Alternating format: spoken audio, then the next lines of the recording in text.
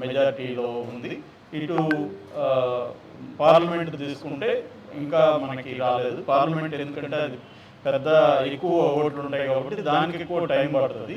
So అది ఇక తెలంగాణ కూడా మనం చెప్పుకోవాలి. ఇందాకే నేను చూసాను, తెలంగాణలో హైదరాబాద్లో మాధవీలత లీడ్లో ఉందని వచ్చింది. అది కొంత ఆశ్చర్యమే.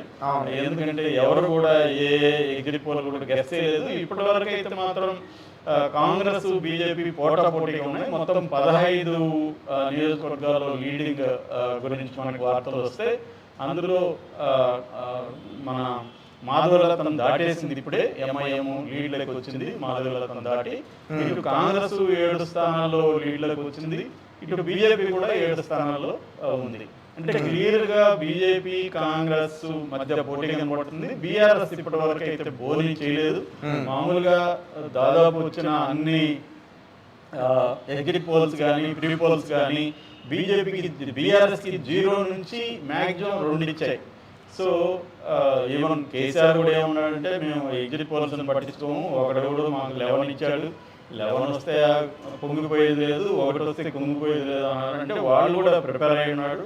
సో రిజల్ట్ కూడా దానికి తగినట్టే ఉంది. యాక్చువల్గా చాలా మంది ప్రొజెక్ట్ చేసింది బీజేపీ నెంబర్ 1లో పొజిషన్ ఉంటుంది, కాంగ్రెస్ సెకండ్ పొజిషన్ ఉంటుందని. కానీ మనకి ఇక్కడ రిజల్ట్స్ చూసుకున్నప్పుడు ఈక్వల్ గా ఉన్నాయి బీజేపీ కాంగ్రెస్. ఇది కొంత రేవంత్ రెడ్డికి సంతోషకరమైన వార్త అని చెప్పచ్చు. ఈ ట్రెండ్ కానీ ఇట్లాగే కొనసాగితే, ఎందుకంటే రేవంత్ రెడ్డి కాంగ్రెస్ పెర్ఫార్మెన్స్ బాగుంటే ఆయన పదవికి డోకా ఉండదు, ఆయన స్థిరపడిపోతాడు. సో లేదంటే కాంగ్రెస్ బాగా తగ్గిందంటే మాత్రం ఇబ్బంది అవుతుంది. నిజానికి కేసీఆర్ గట్టి ఫైట్ ఇచ్చాడు, లేటుగా మొదలైంది కానీ ట్రై చేస్తాడు ఆయన మ్యాక్సిమం, బట్ అది సరిపోలేదు. బీఆర్ఎస్ ఎంత కోల్పోయిందో ఆ బీఆర్ఎస్ ఓట్ అంతా కూడా బీజేపీకి షిఫ్ట్ అయిపోయింది అనమాట. అది నేను చాలా వీడియోలో కూడా నేను అనాలిసిస్ చేసినప్పుడు చెప్పాను. అదే ఇక్కడ కనబడుతుంది మనకి. సో ఏదేమైనా బీజేపీ ఆశించిన స్థాయిలో అయితే పెర్ఫార్మెన్స్ లేదు ఇప్పటి వరకు చూస్తే. ఈక్వల్గా ఉంది, బీజేపీ కాంగ్రెస్ ఈక్వల్గా ఉన్నాయి. సో ఇది బేసిక్గా ఇటు ఎన్డీఏ ఇండియా కూటమికి సంబంధించి ఇండియా కూటమి స్లోగా పెరుగుతుంది. ఇండియా కూటమి 204కి వచ్చింది, ఎన్డీఏ 279కి వచ్చిందన్నమాట. అట్లాగే మనకి ఇప్పుడు అక్కడ అసెంబ్లీలో ఆంధ్రప్రదేశ్ అసెంబ్లీ చూస్తే 83 లీడ్లో వచ్చాయి. కొద్దిగా వైసీపీ మెల్లగా పెరిగింది, 11 నుంచి 17కి వైసీపీ వచ్చింది, ఇదేమో 67కి వచ్చింది. ఇంకా గ్యాప్ అయితే విపరీతంగా ఉంది. మరి వైసీపీ అయితే కొద్దిగా జంప్ చేసిందని చెప్పాలి, 11 నుంచి ఒక 6 జంప్ చేసింది, ఒక్కసారిగా ముందుకెళ్ళింది. మరి ఇది చూడాలి, ఎందుకంటే వైసీపీ ఏమన్నా వైసీపీ ఆయన చెప్తున్నట్టు వాళ్ళ ప్రతినిధులు వైసీపీ వాళ్ళు మేము గెలిచేవి ఇంకా అనౌన్స్ చేయలేదు, వాళ్ళు గెలిచేవి చేస్తున్నారు బిగినింగ్లో, అందుకని మీకు అలా అనిపిస్తుంది అన్నాడు. కానీ మరి చూడాలి. ఇప్పటికైతే ఇప్పుడు చూస్తే మాత్రం ఓన్లీ 17 మాత్రమే వైసీపీకి ఉన్నాయి, 67 వాళ్ళకు ఉన్నాయి. కాబట్టి ఇప్పుడు కూడా 50 లీడ్లో ఉంది. 50 లీడ్లో ఉండడం అంటే మాటలు కాదు, వాళ్ళకంటే ఎక్కువ 50 ఉన్నారు వీళ్ళు. కాబట్టి నాకు తెలిసి ఎంత పెరిగినా కూడా వైసీపీ దీన్ని అందుకోవడం కష్టం. ఇంకే 50 అహెడ్లో ఉంది కదా, 50 అహెడ్లో ఉంటే 50ని అందుకోవాలి వాళ్ళు. సార్ అలాగే మంగళగిరి ముఖ్యంగా లోకేష్ గారు లాస్ట్ టైం అక్కడ మనం ఓడిపోవడం చూసాం. మరి ఈసారి ఆధిక్యంలో ఉన్నారని కూడా, ఈసారి ఆధిక్యంలోనే ఉన్నాడు లోకేష్ కూడా క్లియర్ గా ఈసారి గెలిచే అవకాశం ఉంది. సో మనకి యాక్చువల్గా ఆరామస్థాన్ సర్వే తప్పైంది ఓవరాల్ గా ఇప్పటి వరకు మనం చూస్తే. బట్ ఆరామస్థాన్ ఒక విషయంలో కరెక్ట్ అయింది, అదేంటంటే పవన్ కళ్యాణ్ గెలుస్తాడని చెప్తున్నాడు, తర్వాత చంద్రబాబు గెలుస్తాడని చెప్తున్నాడు, నందమూరి బాలకృష్ణ గెలుస్తాడని, నారా లోకేష్ గెలుస్తాడని, పురంధేశ్వరు గెలుస్తుందని, జగన్ గెలుస్తాడని ఇవన్నీ చెప్పాడు. అది కరెక్ట్గానే ఉంది. జగన్ లీడ్లో ఉన్నాడు, తర్వాత పురంధేశ్వరి లీడ్లో ఉంది, లోకేష్ లీడ్లో ఉన్నాడు, పవన్ కళ్యాణ్ లీడ్లో ఉన్నాడు. సార్ అలాగే ఆలా మస్తాన్ ముఖ్యంగా ఈ వైఎస్ఆర్సీపీ ఎవరైతే ఉన్నారో ఇప్పుడు మంత్రులుగా రోజా గానీ, నాని గారు కానీ, వల్లంనేని వంశీ కానీ వీళ్ళందరూ కూడా మాక్సిమం ఓడిపోయే అవకాశాలు ఎక్కువ ఉన్నాయి అన్నాడు. ఇప్పుడు మనం చూసుకుంటే కనిపిస్తుంది వాళ్ళందరూ కూడా వెనకంజలో ఉన్నారు. ఇప్పుడు క్లియర్ గా మనకి ఇప్పటికి కూడా గోరంట్ల చదువుతో స్టార్ట్ అయింది, ఆయన లీడ్ లో ఉన్నాడు. ఆ తర్వాత రోజా దీంట్లో ఉంది, రోజా ఓడిపోయే కండిషన్ లో ఉంది. అక్కడ భానుప్రకాష్ లీడ్ లో ఉన్నాడు. తర్వాత ఏమో నువ్వు అన్నట్టు గుడివాడలో నాని కూడా వెనకబడి ఉన్నాడు. సో అట్లాగే విజయవాడలో నానిలో ఇద్దరు నాన్నల మధ్య చిన్ని నాని వీళ్ళిద్దరి మధ్య అన్నదమ్ముల మధ్య వాళ్ళు చిన్నినే డామినేషన్లో ఉన్నాడు. సో మనకి పార్లమెంట్కి వచ్చేసరికి 12 మొత్తం లీడ్లోకి వచ్చాయి.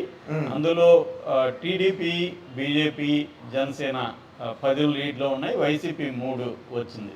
అంటే కొత్తగా వైసీపీ ఒక లీడ్లోకి వచ్చింది పార్లమెంట్లో.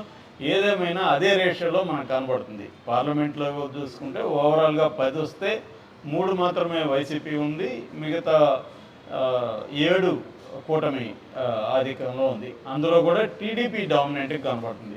అంటే టీడీపీకి ఇది చాలా పెద్ద విజయంగా చెప్పుకోవచ్చు. ఎందుకంటే కూటమిలో కూడా బీజేపీ మీద, జనసేన మీద ఆధారపడే పరిస్థితి టీడీపీకి రాదు. టీడీపీ బ్రహ్మాండమైన మెజార్టీతో టీడీపీ అధికారులకు వచ్చే అవకాశం కనబడుతూ ఉంది.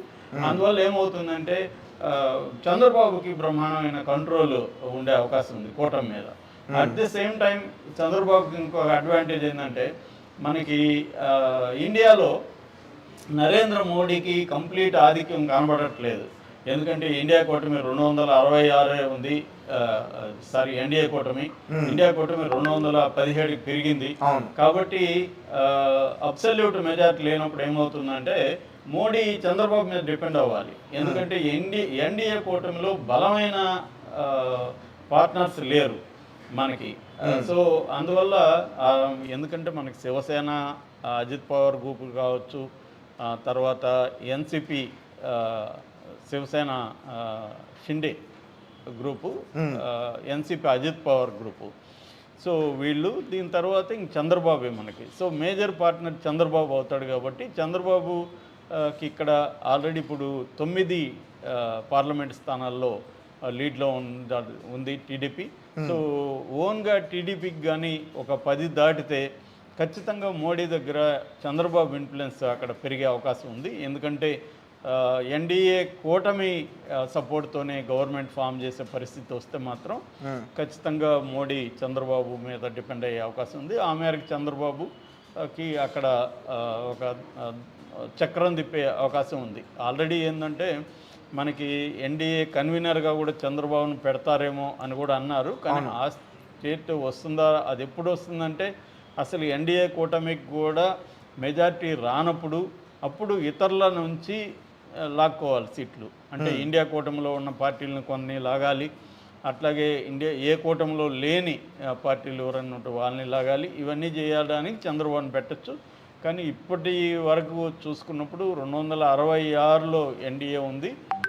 అది కానీ 272 దాటేస్తే ఇబ్బంది ఏమీ పెద్దగా ఉండదు. సార్ పిఠాపురంలో పవన్ కళ్యాణ్ గారు ఇప్పటి వరకు 7,352 ఓట్లతో లీడింగ్లో ఉన్నారంటూ కూడా ఇప్పుడు చూస్తున్నాం. అవును, పిఠాపురం క్లియర్గా యాక్చువల్గా మధ్యలో పిఠాపురంలో వంగ గీత వస్తుంది, పవన్ కళ్యాణ్ ఓడిపోతాడని కూడా వార్తలు వచ్చాయి. అయితే మెల్లమెల్లగా బెట్టింగులు పవన్ కళ్యాణ్ మీద బెట్టింగులు బాగా పెరిగాయి.